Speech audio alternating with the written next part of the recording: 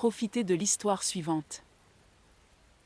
Ma belle-sœur, rongée par son ressentiment, m'a cloîtré dans un réduit durant ma célébration avant l'arrivée du bébé, incapable de digérer que les petits-enfants arrivent sous mon toit avant le sien. Bonjour. Je vais directement au sujet. J'ai toujours eu une relation très étrange avec ma belle-sœur et récemment, quelque chose s'est passé qui m'a un peu poussé à bout. Et pas seulement moi, littéralement tout le monde dans la famille. J'ai 28 ans, je suis mariée à mon mari, 28 ans, depuis 3 ans et nous sommes ensemble depuis 6 ans. Il y a quelques mois, nous avons découvert que nous attendions notre premier enfant ensemble et nous étions ravis. Il y a quelques jours, nous avons décidé d'organiser une fête prénatale et avons invité nos familles et amis dans notre nouvelle maison pour l'événement. Ma belle-sœur, Connie, 30 ans, et son mari ont également été invités à l'événement. Connie est avec son mari depuis 8 ans et mariée depuis 5 ans, et ils essaient d'avoir un enfant depuis très longtemps, mais sans succès. Récemment, ils ont commencé leur traitement de FIV parce que même s'ils n'avaient aucun problème de fertilité, ils avaient des difficultés à concevoir. Si elle avait été une meilleure personne, j'aurais pu lui plaindre, mais après ce qu'elle a fait récemment, je suis contente qu'elle n'ait pas pu encore concevoir car elle est folle et honnêtement ne mérite pas d'être mère. Connie et moi ne nous entendons pas vraiment et je dirais que c'est de sa faute car j'ai toujours été cordiale avec elle, mais elle a juste une attitude étrange envers tout. Autrefois, elle était gentille en face, mais j'ai entendu de plusieurs membres de sa famille qu'elle me critiquait constamment dans mon dos et se moquait de beaucoup de choses à mon sujet, donc je me suis lentement éloignée d'elle. Et puis, finalement, nous en sommes venus au point où nous étions gentils l'un envers l'autre juste pour notre famille et rien de plus. Donc, s'inviter mutuellement à des événements était plus une formalité et nous le savions. Elle avait également été invitée à ma fête d'annonce de grossesse, et même là-bas, tout ce qu'elle avait fait était boudé et peut-être que j'aurais dû tenir compte de ce signe et ne pas l'inviter cette fois, mais je n'y ai pas beaucoup pensé. De toute façon, il y a quelques jours, j'ai eu ma fête prénatale, et Connie et son mari étaient également présents. Ils étaient parmi les premiers invités à arriver, donc nous avions fait visiter la maison à quelques personnes car c'était une nouvelle demeure. Et oui, c'est un détail assez important. Et de toute façon, après l'arrivée de tout le monde et que la fête battait son plein, je discutais avec quelques amis quand Connie est venue à côté de moi et m'a demandé si je pouvais lui montrer où se trouvait notre chambre parce qu'elle voulait se reposer un peu puisqu'elle se sentait un peu nauséeuse. J'ai trouvé assez étrange qu'elle vienne me voir et pas son frère, mais comme j'étais occupée avec mes amis et aussi parce que j'étais très enceinte, je lui ai dit de trouver mon mari et de lui demander car je n'avais pas vraiment envie de me lever. Mais elle m'a dit qu'elle voulait aussi me parler en personne et en privé, c'est pourquoi elle m'avait spécifiquement demandé car elle n'avait pas vraiment besoin de se reposer, elle voulait juste me parler et avait besoin d'une excuse pour le faire. Cela m'a rendue un peu curieuse, alors j'ai décidé de m'excuser et de me lever pour l'accompagner à la chambre afin que nous puissions parler loin de tout le monde. En fait, j'ai pensé qu'elle allait s'excuser pour son comportement passé ou quelque chose du genre, parce qu'elle était vraiment gentille et je suppose que cela aurait dû me rendre suspicieuse. Mais bon, je n'y ai pas pensé et j'ai commencé à marcher avec elle vers la chambre. Et voici le problème avec notre maison, elle est assez grande et cela signifie que notre chambre est assez éloignée du salon.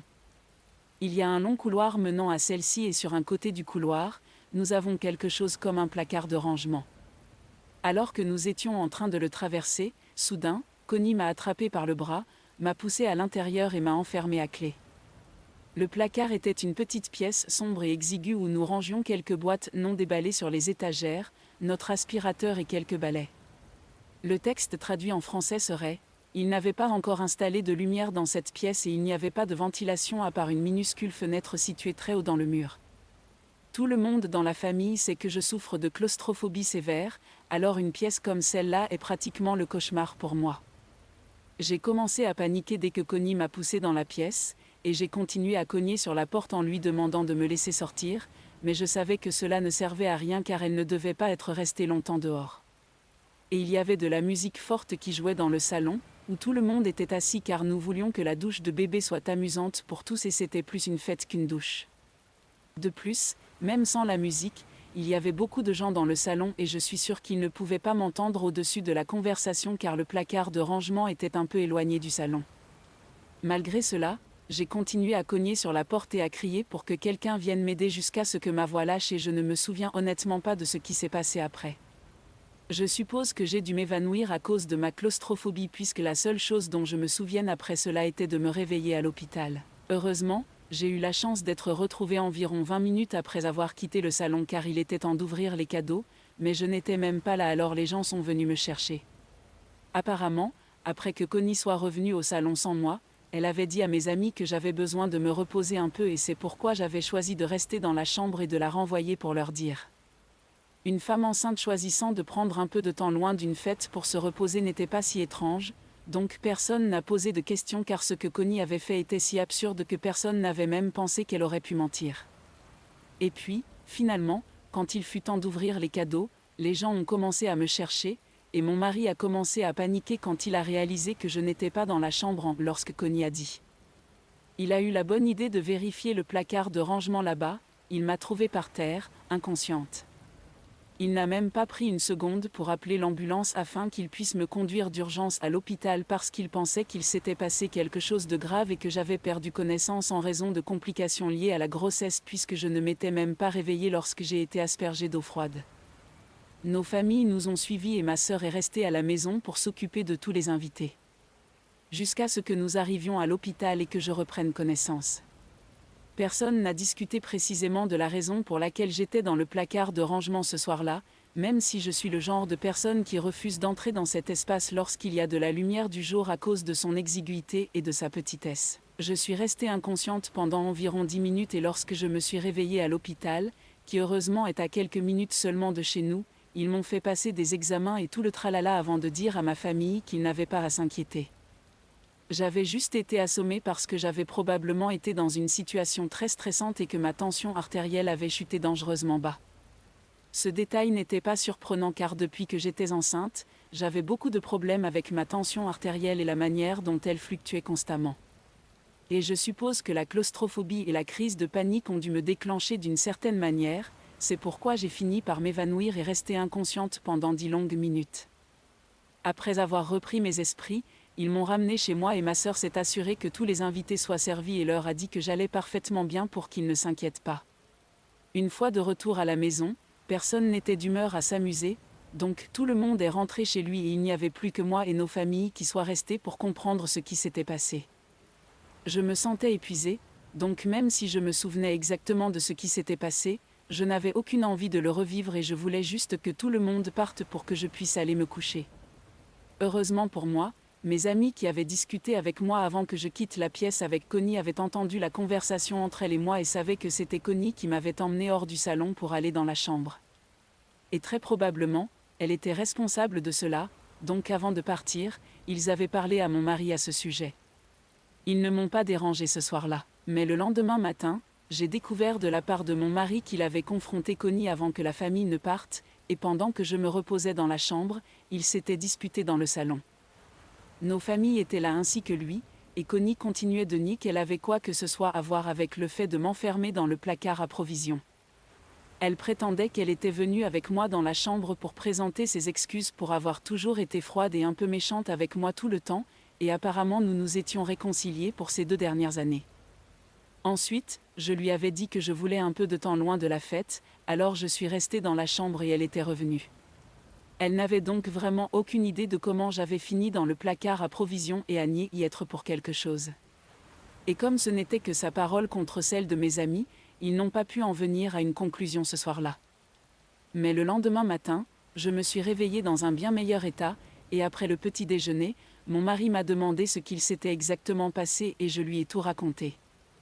Je lui ai dit que j'avais frappé à la porte du placard à provisions et supplié Connie de me laisser sortir, mais elle n'avait probablement même pas été là pour m'entendre. Il était furieux et a rappelé le reste de la famille une fois de plus pour que nous puissions régler la situation et cette fois, j'étais présente aussi, donc elle ne pouvait pas nier ce qu'elle avait fait.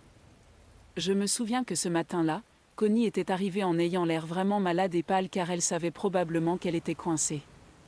Son mari avait également l'air inquiet, mais je ne pense pas qu'il savait exactement ce que sa femme avait fait. Quoi qu'il en soit, j'ai raconté ce qui s'était passé ce soir-là et confirmé le fait que comme Annie était celle qui m'avait poussée dans ce placard et m'avait laissé là. Tout le monde semblait horrifié et personne ne savait vraiment quoi dire car je ne pense pas que quelqu'un voulait croire que quelqu'un qu'il connaissait depuis si longtemps, était capable de faire quelque chose d'aussi horrible. En vérité, je comprends cela car, peu importe le type de relation que j'avais avec Connie, même moi, j'avais trouvé très difficile de croire qu'elle avait fait quelque chose d'aussi incohérent. Mais c'était la vérité, elle avait essayé de me nuire intentionnellement, et je ne me sentais même plus en sécurité en sa présence. Après avoir fini de parler, ma belle-mère, Pam, a été la première à prendre la parole. Elle avait l'air vraiment déçue et résignée, et a dit qu'elle aurait dû voir venir ça, car, ces derniers mois, Connie était absolument furieuse contre moi. La raison en était qu'elle avait l'impression que je lui frottais à la figure le fait que j'étais enceinte avant elle, même si elle était mariée depuis plus longtemps que moi. Elle avait même dit qu'elle était très mécontente du fait que j'allais être la première femme de la famille à donner un petit-fils à Pamela et Pavel. Mais Pam pensait que ces divagations contre moi étaient juste inoffensives et mesquines, donc elle ne nous en avait jamais parlé. Mais elle n'avait aucune idée que Connie irait jusqu'à faire quelque chose comme ça par colère et jalousie. À ce moment, Connie s'est mise à pleurer et a dit qu'elle n'avait pas fait ça par colère, mais que c'était juste censé être une farce inoffensive et innocente. Elle prétendait ne pas avoir réalisé que cela tournerait si mal, et qu'elle avait en fait l'intention de me laisser enfermer là-dedans quelques minutes juste pour rire, et ensuite elle me laisserait sortir et s'excuserait de ne pas seulement m'avoir enfermée pour son comportement envers moi ces dernières années. Elle a dit qu'elle avait complètement oublié le fait que j'étais très claustrophobe et quand elle a réalisé que j'avais fait un malaise dans le placard à fourniture, elle a su que les gens penseraient qu'elle avait fait ça par son comportement n'avait pas de sens et c'est pour cela qu'elle avait choisi de mentir sur la nuit précédente car elle avait peur des conséquences. Mais maintenant, elle ne voulait pas que quelqu'un dans la famille interprète mal ce qu'elle avait fait, alors elle a insisté sur le fait que c'était juste une blague et qu'elle n'avait pas vraiment l'intention de me nuire. Malheureusement pour elle, personne ne l'a vraiment cru car, eh bien, ce n'était pas très crédible. Et j'étais très en colère qu'elle m'ait fait subir tant de choses juste parce qu'elle était contrariée de ne pas tomber enceinte, comme si c'était de ma faute. Je n'avais même pas frotté le fait à qui que ce soit comme elle le disait, j'avais juste reçu une annonce de grossesse il y a quelques mois, et maintenant, cette fête de bébé. Pour autant que je sache, ce sont des événements très courants, organisés par des personnes enceintes, et ils ne sont pas destinés à frotter la grossesse au visage de quiconque. Si c'était ainsi qu'elle se sentait, c'était sa propre faute et son insécurité qui se montraient. De plus, ce qu'elle avait dit à propos d'être la première femme à donner à Pamela un petit enfant était tout simplement dégoûtant car ce n'était pas une compétition ou une course. Le fond du problème était qu'elle était contrariée de ne pas avoir eu de chance de tomber enceinte et que je n'avais même pas essayé, mais j'étais quand même tombée enceinte. Et c'est dur pour elle de devoir faire face à des problèmes de fertilité malgré des résultats normaux, mais ce n'est vraiment pas de ma faute ni de mon problème. J'avais assez dormi, donc j'étais furieuse le lendemain matin et j'ai dit à Connie que pendant les dernières années, elle n'avait été que bizarre avec moi, alors que je n'avais jamais rien fait contre elle. En fait, j'avais toujours essayé d'être gentille avec elle, et c'était elle qui avait constamment fait semblant avec moi et qui parlait dans mon dos. Même alors, j'étais restée digne et je m'étais juste éloignée d'elle, mais il semblait qu'elle n'était jamais satisfaite et voulait s'assurer de créer suffisamment de problèmes pour moi. Je lui ai dit que je pouvais comprendre qu'elle se sente jalouse et insécurise, mais agir de la sorte était simplement injuste. Elle était dérangée, et je ne me sentais plus en sécurité près d'elle. Je lui ai dit qu'elle était une horrible personne pour ce qu'elle avait fait, même si rien ne m'était arrivé, il aurait facilement pu se passer quelque chose, et je savais que ce n'était pas une farce comme elle essayait de le faire croire. Je savais qu'elle me considérait comme une concurrente, mais malheureusement, je ne concourais avec personne et elle n'avait aucun droit de me mêler à tout cela pour aucune raison. Ensuite, je lui ai dit que je ne voulais plus qu'elle me rende visite ou me parle, et ensuite je me suis tournée vers tout le monde en disant que s'il lui parlait à nouveau, alors je ne leur parlerais pas. C'était donc soit elle soit moi et c'est alors que Connie a commencé à protester, disant que je n'avais aucun droit de faire cela, surtout qu'elle venait juste de jouer un tour. Je pouvais voir qu'elle et son mari étaient en réalité inquiets, mais j'avais dit ce que j'avais à dire et qu'ils pouvaient crier autant qu'ils voulaient mais cela n'avait pas d'importance, car je savais que le reste de la famille serait d'accord avec moi. Finalement, Connie est devenue beaucoup trop bruyante, et ma belle-mère a dû intervenir. Elle a dit à Connie de se taire car c'était simplement la conséquence de ses propres actes et qu'elle avait perdu le droit de protester contre cela. Et puis, elle a dit quelque chose qui nous a tous choqués. Elle m'a soutenue et m'a dit que j'avais raison, il ne serait pas possible de regarder Connie de la même manière car ce qui s'était passé était tout simplement insensé et personne n'allait croire son affirmation selon laquelle il s'agissait simplement d'une farce. Ensuite, elle a poursuivi en disant qu'elle écartait temporairement Connie de sa vie et peut-être qu'à l'avenir elle pourrait se réconcilier mais pour le moment, elle ne voulait rien avoir à faire avec elle. Et cela signifiait aussi qu'elle ne paierait plus les traitements de FIV, donc il devrait trouver un autre moyen de le gérer. Mon beau-père, qui est en général un homme tranquille et laisse surtout Pamela parler, a également été d'accord avec cela et je n'exagère même pas, Connie et son mari ont littéralement éclaté. À ce moment-là, tout a dégénéré. Ils ont commencé à crier sur les parents de Connie, disant qu'ils ne pouvaient pas abandonner car tout le monde savait à quel point ils désiraient fonder une famille et qu'ils ne pouvaient pas se permettre les traitements de FIV en plus de tout le reste. Ainsi, les parents de Connie étaient leur seul espoir. Pour information, mes beaux-parents sont assez riches, mais les parents du mari de Connie ne sont pas du même niveau, donc ils ne pouvaient pas se tourner vers eux pour obtenir de l'aide.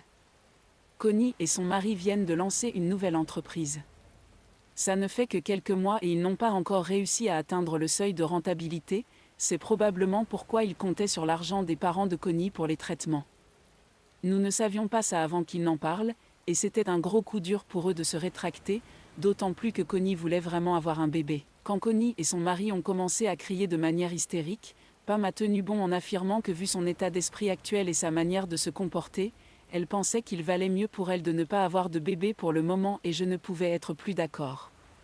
Personne n'a eu mot à dire et Connie s'est effondrée en larmes, s'écroulant au sol. C'était pathétique de la voir ainsi, mais je ne revenais pas sur ma décision. Elle a continué de pleurer par terre pendant environ 5 minutes, et personne n'a rien dit pendant ce temps-là, mais ensuite elle s'est relevée et j'ai cru qu'elle allait parler à sa mère, mais elle est venue directement vers moi, et a commencé à me demander pardon.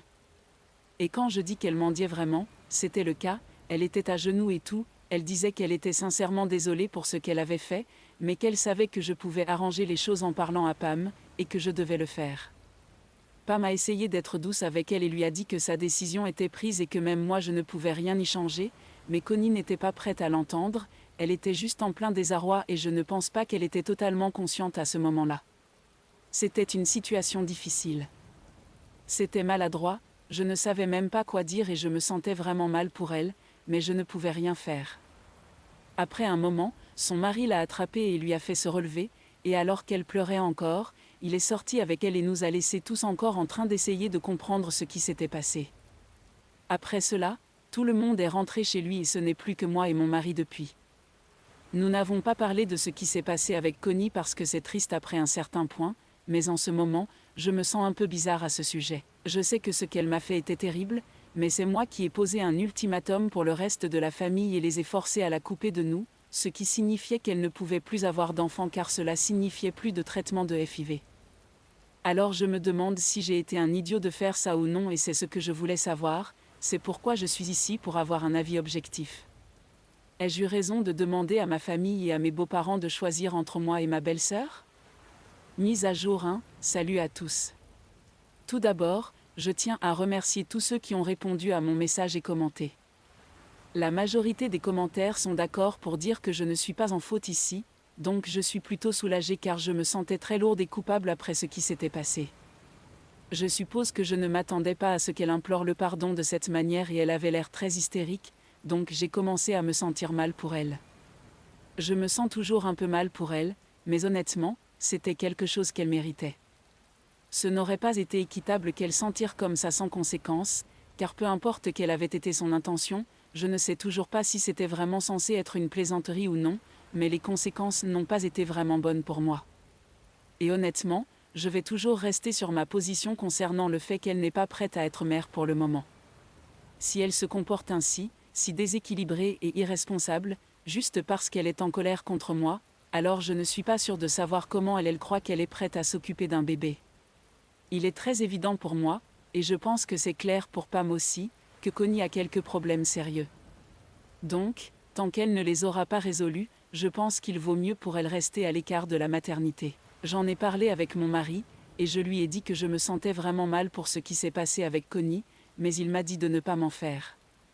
Apparemment, sa sœur avait toujours été un peu impulsive, mais tout le monde pensait qu'elle avait laissé ce genre de comportement derrière elle à l'adolescence. Elle était l'une de ces filles méchantes vindicatives typiques du lycée, et même à l'université, mais là c'était cruel à en devenir. Je savais qu'elle avait toujours eu un côté sombre en elle, mais sa manifestation actuelle, je ne crois pas que quiconque aurait pu s'y attendre. Quoi qu'il en soit, mon mari m'a rassurée et après cela, je me suis sentie considérablement mieux par rapport à tout ça. Donc je vais essayer de mettre tout ça derrière moi maintenant et me concentrer sur une fin de grossesse heureuse. Update 2, bonjour. Il s'est écoulé 8 jours depuis ma baby shower, et comme l'événement ne s'était pas très bien terminé, nous avons organisé un dîner formel ce soir pour tout le monde afin de nous rattraper, et évidemment, Connie et son mari n'ont pas été invités cette fois. Je n'avais pas ouvert les cadeaux donc j'ai décidé de les ouvrir aujourd'hui, avec tous mes amis et ma famille autour de moi. Nous passions un bon moment jusqu'au dessert, car c'est à ce moment-là que Connie a décidé de publier un message sur les réseaux sociaux, me critiquant. Oui, l'ironie est stupéfiante, après tout ce qui s'est passé, c'est elle qui me critique. Je l'avais bloquée peu de temps après l'incident, donc je n'étais pas au courant du message, mais elle avait identifié quelques-uns de mes amis et quelques membres de ma famille, alors ils ont été notifiés et me l'ont lu. C'était ridicule, elle avait posté que apparemment j'ai toujours été en compétition avec elle, et je pensais vraiment avoir gagné. Lorsque j'ai été enceinte avant elle, et elle a reconnu qu'elle avait perdu son calme quelques jours auparavant, lors de ma fête prénatale, et m'avait enfermée dans le placard, mais ma façon de me venger a été bien plus sévère que ce qu'elle avait fait. Elle a posté que je l'avais forcée à couper les ponts avec sa famille et avait veillé à ce qu'elle ne puisse plus tomber enceinte en convainquant sa mère de ne plus contribuer à ses traitements de FIV. Mais malheureusement, mon plan n'allait pas fonctionner car ils avaient décidé de payer eux-mêmes le traitement de FIV et allaient certainement avoir un bébé. Donc le reste de la famille pouvait lui couper les ponts, mais cela ne changerait rien pour elle car elle était déterminée à devenir mère et fonder sa propre famille. Et cette famille serait bien meilleure que celle dans laquelle elle était née. Apparemment, sa famille était trop occupée à me lécher les bottes plutôt que de s'occuper de la seule fille qu'ils avaient. J'ai vraiment essayé d'être offensée par ce post, mais honnêtement, c'était juste une énorme plaisanterie à laquelle j'ai fini par rire et tout le monde m'a suivi. Nous avons donc balayé cela comme une grosse blague et n'en avons plus reparlé car je n'allais pas laisser Connie gâcher un événement pour moi une seconde fois. Je suis assez sûre qu'elle avait choisi délibérément ce jour pour faire ce post car elle voulait attirer la sympathie et l'attention, mais malheureusement, personne n'a vraiment cela à lui accorder. Pas après ce qu'elle a fait, mise à jour 3, salut, j'ai de super nouvelles pour tout le monde. J'ai récemment donné naissance à une très belle et en bonne santé petite fille. Elle a maintenant 6 semaines et je l'aime déjà plus que tout au monde. En fait, mon mari et moi nous disputons déjà pour savoir qui l'aime le plus, mais nous savons tous les deux que c'est nous qui l'aimons le plus. La maternité a été magnifique jusqu'à présent et j'ai eu ma part de difficultés, mais cela en valait la peine. Mais cette mise à jour ne va pas parler de ma fille, même si je pourrais continuer à en parler. Elle. Il s'agit en fait de Connie car elle est en train de divorcer et je ne suis honnêtement pas surpris que cela arrive. J'ai entendu de quelques personnes qu'elle et son mari vivent séparément depuis les dernières semaines et ils ont finalement annoncé sur les réseaux sociaux que, en raison de différends irréconciliables, ils allaient se séparer. Apparemment, ils ont vraiment essayé de faire fonctionner les choses ces derniers mois après l'incident avec moi, mais je suppose que le stress de tout cela les a finalement rattrapés et ils ne peuvent plus être ensemble. Et je ne pense pas que ce sera un divorce à l'amiable car ils ont décidé de vendre leur entreprise, ce qui n'aurait pas été le cas s'il avait été mutuel. Je ne pense pas qu'ils auraient essayé de le faire car cette entreprise était leur premier bébé et ils y avaient mis beaucoup de travail. C'est triste qu'ils se séparent, mais pas très surprenant. Les parents de Connie ne lui parlent toujours pas, même si je leur ai dit que cela me conviendrait s'ils décidaient de renouer le contact avec elle après l'annonce du divorce. Mais ils m'ont dit que tant qu'elle ne présentera pas ses excuses à tout le monde de manière sincère, ils ne sont pas intéressés à reprendre contact avec elle. Honnêtement, je me considère très chanceux d'avoir des beaux-parents aussi aimants et attentionnés car je ne pense pas que tout le monde ait été béni par des personnes comme eux dans leur vie. Mes propres parents ont également été incroyablement à mes côtés depuis que j'ai accouché, et même avant, et je me sens vraiment chanceux d'avoir un tel soutien autour de moi. Connie aurait pu avoir la même chose pour elle-même si elle avait pris la peine d'être gentille avec les gens autour d'elle, mais bon, ce n'a jamais été l'une de ses compétences. À ce stade, je ne ressens même pas de colère, je suis juste triste pour elle. Elle aurait pu avoir une bonne vie, malgré les problèmes de fertilité inexplicables, mais elle a choisi cela pour elle-même. Quoi qu'il en soit, cela ne me concerne plus et j'ai juste senti le besoin de partager cela ici. Je pourrais m'en débarrasser de mon système. Mais maintenant, tout ce que je vais faire, c'est me concentrer sur l'éducation de ma fille, et oui, j'ai hâte de vivre tous les bons moments de la maternité.